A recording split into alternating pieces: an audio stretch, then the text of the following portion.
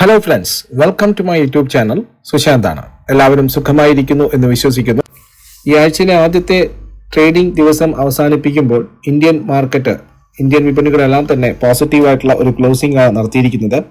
സെൻസെക്സിൽ 294 പോയിന്റിന്റെയും നിഫ്റ്റിയിൽ 114 പോയിന്റിന്റെയും bank Nifty 195 point ഇടിവോടുകൂടിയും അതേസമയം mid cap small cap ഇൻഡെക്സുകളിലൊക്കെ തന്നെ നല്ല നേട്ടത്തിലുമാണ് വ്യാപാരം അവസാനിപ്പിച്ചിരിക്കുന്നത്. ആഗോള മാർക്കറ്റുകളിൽ നിന്നും അതുപോലെ തന്നെ ഇന്ത്യൻ മാർക്കറ്റിൽ നിന്നുള്ള പോസിറ്റീവായിട്ടുള്ള പ്രതികരണങ്ങളാണ് ഇന്ത്യൻ മാർക്കറ്റിന് ഒരു പരിധിവരെ ഇന്നലെയും നേട്ടം നിലനിർത്താൻ സാധിച്ചത്. ഗിഫ്റ്റ് നിഫ്റ്റി ഇപ്പോൾ 20 പോയിന്റ് നേട്ടത്തോടു കൂടിയാണ് വ്യാപാരം ഇന്നിപ്പോൾ വൈകുന്നേരത്തോടുകൂടി അവസാനിപ്പിച്ചിരിക്കുന്നത്. അമേരിക്കൻ വിപണികൾ 98 പോയിന്റ് നഷ്ടത്തോടുകൂടിയാണ് ഡോ ജോൺസും, നാസ്ഡാക്ക് 133 പോയിന്റ് നഷ്ടത്തോടുകൂടി രേഖപ്പെടുത്തിയിരിക്കുന്നു. യൂറോപ്യൻ വിപണിയായിട്ടുള്ള ഡാക്സ് 257 പോയിന്റ് നേട്ടത്തോടുകൂടിയാണ് വ്യാപാരം അവസാനിപ്പിച്ചിരിക്കുന്നത്.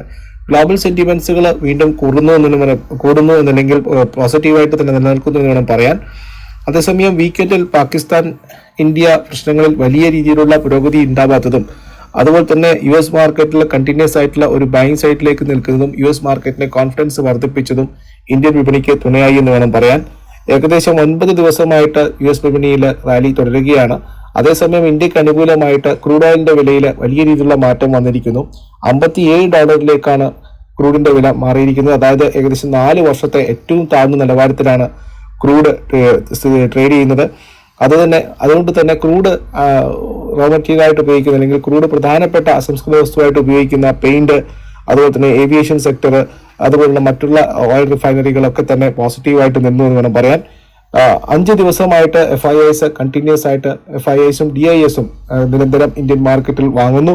ഇത് ഏകദേശം 2 വർഷത്തിന് ശേഷമുള്ള ഒരു പ്രതിഭാസമാണ്. അതുപോലെ 11 ദിവസമായിട്ട് ക്യാഷ് മാർക്കറ്റിൽ FIIസും DISും ബൈങ് മോഡിലേക്ക് വരുന്നു.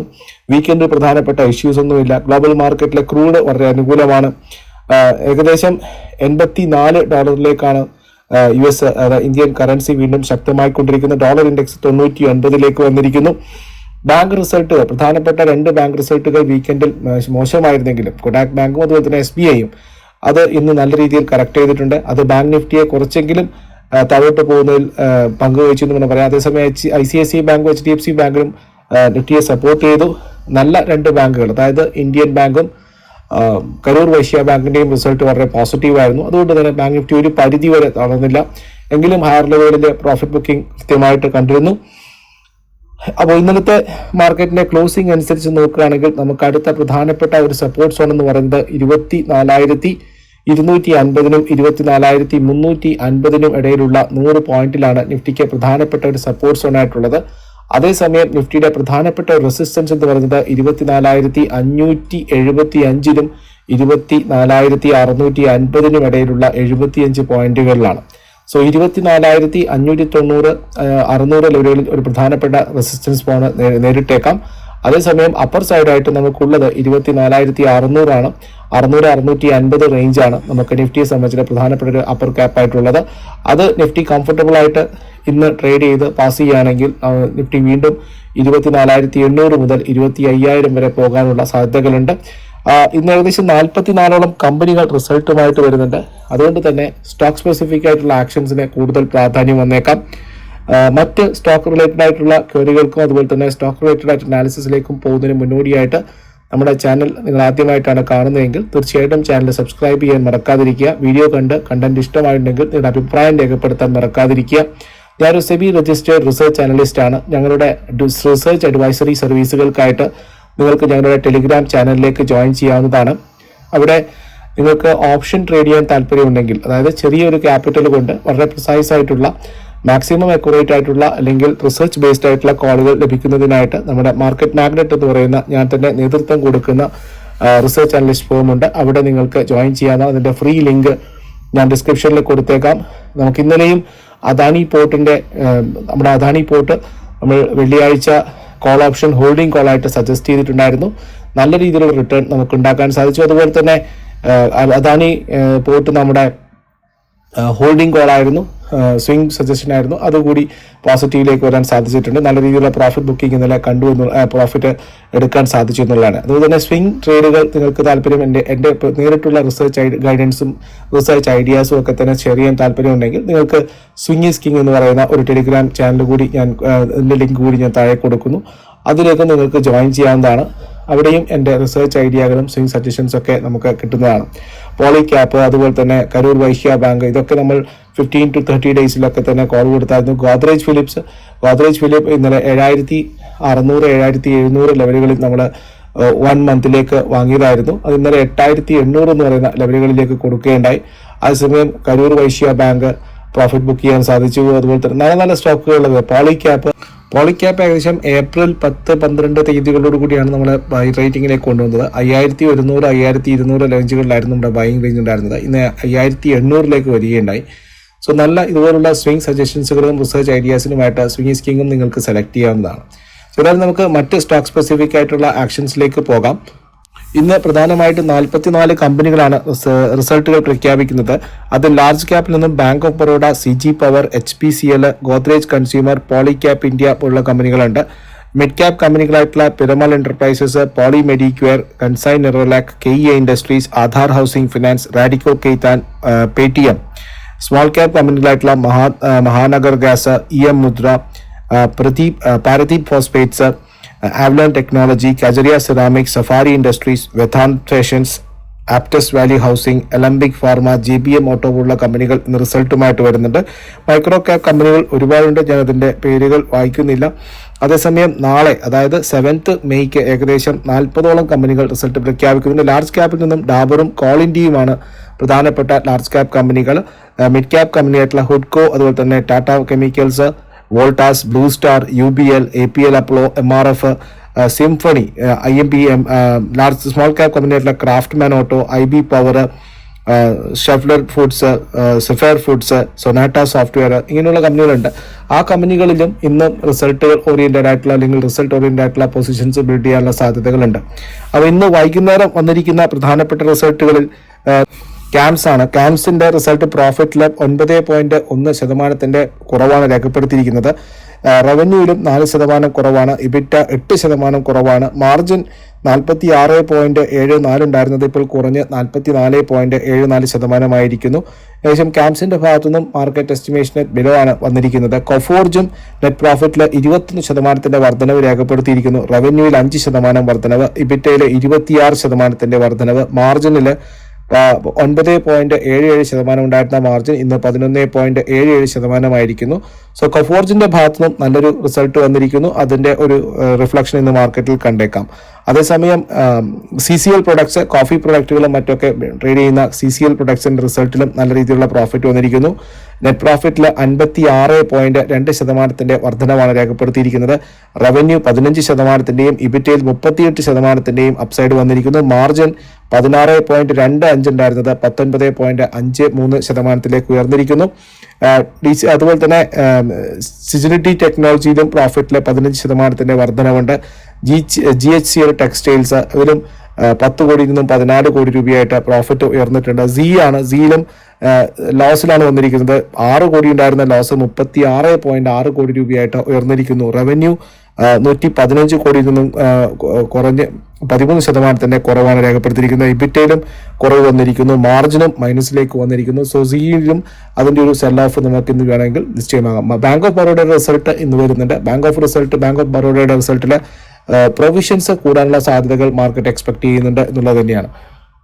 അതുപോലെ മോർഗൻ സ്റ്റാൻലിയുടെ ഭാഗത്ത് വന്നിരിക്കുന്ന ഒരു റിപ്പോർട്ടാണ്. അവർ ഇന്ത്യയെ ഔട്ട് പെർഫോമിംഗ് റേറ്റിലേക്ക് കൊണ്ടുവന്നിരിക്കുന്നു. ഇന്ത്യൻ മാർക്കറ്റുകളുടെ ഔട്ട് പെർഫോമൻസിന് ഈ ഒരു ബുൾ മാർക്കറ്റിൽ സാധാരണയായിട്ട് ഇന്ത്യൻ മാർക്കറ്റ് വലിയ രീതിയിൽ പ്രതികരിക്കാറില്ലെങ്കിലും ബെയർ മാർക്കറ്റിലോ അല്ലെങ്കിൽ മാർക്കറ്റ് ഒരു കൺസോൾട്ടേഷൻ ഫേസിലേക്ക് ഗ്ലോബൽ മാർക്കറ്റ് പോകുന്ന സമയത്ത് ഇന്ത്യൻ മാർക്കറ്റ് ഔട്ട് പെർഫോം ചെയ്യുന്നുള്ള ഒരു അഭിപ്രായമാണ് മോർഗൻ സ്റ്റാൻലി രേഖപ്പെടുത്തിയിരിക്കുന്നത്. അതുപോലെ തന്നെ അവരുടെ ഓവർ വെയിറ്റ് റെക്കമെൻഡേഷൻസ് ഫിനാൻഷ്യൽസിൽ, അതായത് ബാങ്കുകളിലും NBFCകളും ഔട്ട് പെർഫോം ചെയ്യാൻ സാധ്യതയുണ്ട്. ഏർണിംഗ് വിസിബിലിറ്റി വളരെ സ്ട്രോങ് ആണ്. ബാലൻസ് ഷീറ്റ് വളരെ സ്ട്രോങ് ആണ്. സെക്ടർ വളരെ ടോപ്പ് പിക്കായിട്ടാണ് അവർ കൺസിഡർ ചെയ്തിരിക്കുന്നത്. അതുപോലെ തന്നെ കൺസ്യൂമർ ഡിസ്ക്രിഷണറിയിലും ഇന്ത്യയിലെ ബൂമിംഗ് മിഡിൽ ക്ലാസ് എന്നാണ് രേഖപ്പെടുത്തിയിരുന്ന കൺസംഷൻ കൂടാൻ സാധ്യതയുണ്ട്. ഇന്ത്യയുടെ മിഡിൽ ക്ലാസ് കൂടുതൽ പണം കൈകാര്യം ചെയ്യാൻ പോകുന്നു എന്നുള്ള വാർത്തകളാണ് കൺസ്യൂമർ ഡിസ്ക്രിഷണറിയിൽ വന്നിരിക്കുന്നത്. സെലക്ടഡ് ഇൻഡസ്ട്രീസ്, അതായത് നെഗറ്റീവായിട്ടുള്ളത് അവർ energy, metal, utilities, health care, അതായത് ഫാർമ സെക്ടറുകളിലൊക്കെയാണ് അവർക്ക് നെഗറ്റീവായിട്ട് വന്നിരിക്കുന്നത്. ഏതായാലും ഇന്ത്യയെ ഒരു ഔട്ട് പെർഫോമിംഗ് റേറ്റിലേക്ക് കൊണ്ടുവന്നിരിക്കുന്നു, അല്ലെങ്കിൽ ഇന്ത്യയെ പോസിറ്റീവായിട്ട് നിലനിൽക്കുന്നു എന്നുള്ളതാണ് ഇപ്പോൾ ബ്രോക്കറേജ് ഫേമുകളുടെ പല റിപ്പോർട്ടുകളും നോക്കുന്ന സമയത്ത് ഇന്ത്യ വീണ്ടും ഒരു ബുള്ളിഷ് ടെറിട്ടറിയിലേക്ക് കൊണ്ടുവരാൻ ബ്രോക്കറേജ് റിപ്പോർട്ടുകൾ ശ്രമിക്കുക, അല്ലെങ്കിൽ ബ്രോക്കറേജുകൾ ശ്രമിക്കുന്നുണ്ട്. അവരതിന് കണക്കായിട്ടുള്ള ബൈയിങ് നടത്തുന്നു എന്നുള്ള വിശദാംശങ്ങളാണ് ഈ റിസർച്ച് റിപ്പോർട്ടുകളിൽ കാണുന്നത്. അതുപോലെ അദാനി സ്റ്റോക്കുകൾ നമ്മുടെ വീക്കിലി പോഡ്കാസ്റ്റിലും അദാനി എന്റർപ്രൈസസ് പറഞ്ഞിട്ടുണ്ടായിരുന്നു. ഏകദേശം 7% അദാനി എന്റർപ്രൈസസിൽ ഇന്ന് അപ്സൈഡ് വന്നത്. അതുപോലെ തന്നെ അദാനി പോർട്ടിലും ഇന്ന് നല്ല രീതിയിലുള്ള റാലി കണ്ടിട്ടുണ്ടായിരുന്നു. അദാനി പോർട്ട് നമ്മുടെ ഒരു ഫേവറേറ്റ് പിക്ക് ആയിരുന്നു. സോ സ്പിങ്ങിൽ ഞാൻ പേഴ്സണലായിട്ടും സ്വിംഗ് സജഷൻസ് കൊടുത്തിട്ടുണ്ടായിരുന്നു അദാനി പോർട്ട്. അദാനി എന്റർപ്രൈസസിലും അദാനി സ്റ്റോക്കുകളിലും വില വർദ്ധിക്കാനുള്ള കാരണം അദാനി അവരുടെ US-ലുള്ള കേസുകൾ, അതായത് അവരുടെ ബ്രൈബിംഗ് കേസുമായിട്ട് ബന്ധപ്പെട്ട കാര്യങ്ങൾ ട്രംപിനെ കണ്ട് അത് സോൾവ് ചെയ്യുന്നു എന്നുള്ള വാർത്തകൾ മാർക്കറ്റിൽ സ്പ്രെഡായിരുന്നു. അതിന് ഇതുവരെ നിഷേധിച്ചിട്ടില്ല, പക്ഷേ അമേരിക്കയിൽ നമുക്ക് ഇതുവരെ വലിയ കേസുകളൊന്നുമില്ല എന്നുള്ള കമ്പനിയുടെ ഭാഗത്ത് നിന്ന് വന്നിരിക്കുന്ന ഒരു പ്രതികരണം മാർക്കറ്റിൽ ഇൻവെസ്റ്റേഴ്സിനിടയിൽ കോൺഫിഡൻസ് വർദ്ധിപ്പിച്ചു. അതുകൊണ്ട് തന്നെയാണ് ഇന്നലെ മിഡ് ക്യാപ്പ് അല്ലെങ്കിൽ നിഫ്റ്റി മിഡ് ക്യാപ്പ് 100ന്റെ ഭാഗമായിട്ടുള്ള പ്രധാനപ്പെട്ട അദാനി സ്റ്റോക്കുകളിലൊക്കെ തന്നെ മുന്നേറ്റം കണ്ടതോടുകൂടി മിഡ് ക്യാപ്പ് ഓഹരി സൂചികയിൽ തന്നെ വലിയ രീതിയിലുള്ള മാറ്റം കാണാൻ സാധിച്ചു.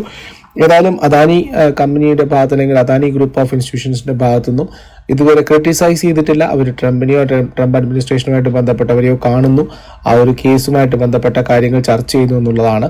അത് വളരെ പോസിറ്റീവായിട്ടാണ് മാർക്കറ്റ് എടുത്തിരിക്കുന്നത്. അതുപോലെ ഗ്യാസ് സെക്ടറുമായിട്ട് ബന്ധപ്പെട്ട് PNGRBയുടെ ഒരു മീറ്റിംഗ് 14 മെയ് നടക്കാൻ പോകുന്നു. ഈ ടാരിഫുമായിട്ട് ബന്ധപ്പെട്ട ഗ്യാസ് പ്രൈസിങ്ങും മറ്റുമായിട്ട് കാര്യങ്ങളാണ് ഈ ഓപ്പൺ മീറ്റിംഗിൽ ചർച്ച ചെയ്യാൻ സാധ്യതയെന്നാണ് വിലയിരുത്തപ്പെടുന്നത്. ഏതായാലും ഗ്യാസ് സ്റ്റോക്കുകൾ അതുകൊണ്ട് തന്നെ ഫോക്കസിലായിരുന്നു IGL, MGL, ഗെയിൽ പോലുള്ള കമ്പനികളിൽ. ഏതായാലും മെയ് 14 എന്ന് പറയുന്നത് വളരെ പ്രധാനപ്പെട്ട ഒരു ദിവസമായിട്ട് കണക്കാക്കുന്നു. അതുപോലെ ജനറൽ ഇൻഷുറൻസ് കമ്പനികളുമായിട്ട് ഫിനാൻസ് മിനിസ്റ്റർ ബുധനാഴ്ച കൂടിക്കാഴ്ച നടത്തുന്നുള്ള വാർത്തയുണ്ട്. ഏതായാലും അത് വരുന്നതോടുകൂടി, അതിന്റെ ഔട്ട്കം വരുന്നതോടുകൂടി ജനറൽ ഇൻഷുറൻസ് കമ്പനികളെ ലൈംലൈറ്റിലേക്ക് വരാൻ സാധ്യതയുണ്ട്. കൂടുതൽ വാർത്തകളും വിശേഷങ്ങളും നമ്മൾ ഗ്രൂപ്പിൽ അപ്ഡേറ്റ് ചെയ്യപ്പെടുന്നതാണ്. ഇപ്പോൾ നമുക്കൊരു ഷോർട്ട് ടേം പിക്കായിട്ട് പ്യുവർലി ഇതൊരു റിസർച്ച് അല്ലെങ്കിൽ ഒരു റിസൾട്ട് ബേസ്ഡ് ആയിട്ടുള്ള കോളായിട്ട് പറയുന്നത് ഹഡ്കോ ആണ്. ഹഡ്കോ ഏകദേശം 225-228 റേഞ്ചിലാണ് ട്രേഡ് ചെയ്യുന്നത്.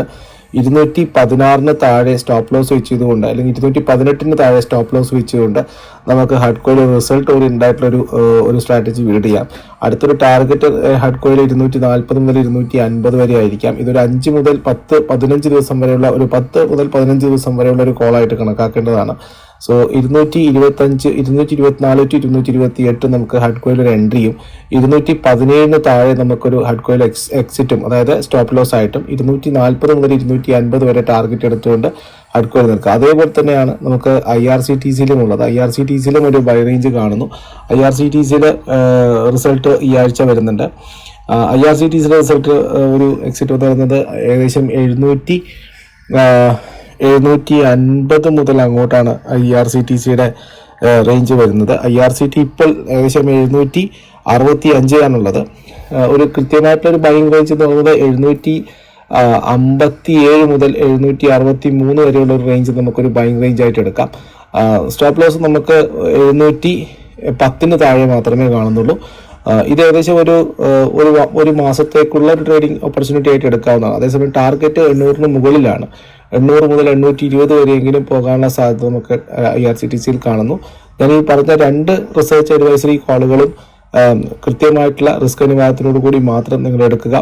മാർക്കറ്റ് പ്രത്യേകിച്ചും ഈ ഒരു വാറും കാര്യങ്ങളൊക്കെ നടക്കുമ്പോൾ വൊളറ്റൈൽ ആവാനുള്ള സാധ്യതകളുണ്ട്. സ്റ്റോക്ക് സ്പെസിഫിക് ആയിട്ടുള്ള ആക്ഷൻസ് റിസൾട്ടുമായിട്ട് ബന്ധപ്പെട്ടും വൊളറ്റിലിറ്റി ഉണ്ടാവാൻ സാധ്യതയുണ്ട്. സോ ആ റിസ്ക് പ്രൊഫൈലിംഗ് ഒക്കെ ചെയ്തതിന് ശേഷം മാത്രം ഈ ഒരു സ്റ്റോക്കുകൾ എടുക്കുക. നിങ്ങളുടേതായിട്ടുള്ള റിസർച്ച് കൂടി നടത്തുക. നിങ്ങളുടേതായിട്ടുള്ള ഫൈനാൻഷ്യൽ കൺസൾട്ടൻസിന്റെ ആവശ്യമുണ്ടെങ്കിൽ അതുകൂടി നിങ്ങൾക്ക് ചേരാവുന്നതാണ്. അപ്പോൾ ഇത് 2 സ്റ്റോക്കുകൾ, ഹഡ്കോ അതുപോലെ തന്നെ IRCTC, നമുക്ക് ഈ റിസൾട്ട് ഓറിയന്റഡ് ആയിട്ടും അതുപോലെ തന്നെ കൃത്യമായിട്ടുള്ള സ്റ്റോപ്പ് ലോസോടുകൂടി ഇനീഷ്യേറ്റ് ചെയ്യാവുന്ന ഒരു സ്റ്റോക്ക്, ഒരു 2 പിക്സ് ആയിട്ടാണ് കണക്കാക്കുന്നത്. കൂടുതൽ ഇതുപോലുള്ള റിസർച്ച് ഐഡിയാസും ലോങ് ടേം സ്റ്റോക്ക് പിക്സുകൾക്കുമായിട്ട് റിസർച്ച് വീഡിയോസ് അടക്കമുള്ളതിന് നമ്മുടെ ചാനലിലേക്ക് നിങ്ങൾക്ക് സ്വാഗതം. നിങ്ങൾക്ക് ജോയിൻ ചെയ്യാവുന്നതാണ്. കൂടുതൽ വാർത്തകളും വിശേഷങ്ങളുമായിട്ട് മറ്റൊരു വീഡിയോ ചെയ്യാം. അതുപോലെ കൂടുതൽ റിസൾട്ട് അപ്ഡേറ്റുകളുമായിട്ട് മറ്റൊരു വീഡിയോ ചെയ്യാം. അതുവരെ നിങ്ങൾക്ക് നല്ലൊരു ദിവസം ആശംസിക്കുന്നു. വീഡിയോ കണ്ട് ഇഷ്ടമായിട്ടുണ്ടെങ്കിൽ നിങ്ങളുടെ അഭിപ്രായങ്ങൾ രേഖപ്പെടുത്താൻ മറക്കാതിരിക്കുക. Thank you. See you again.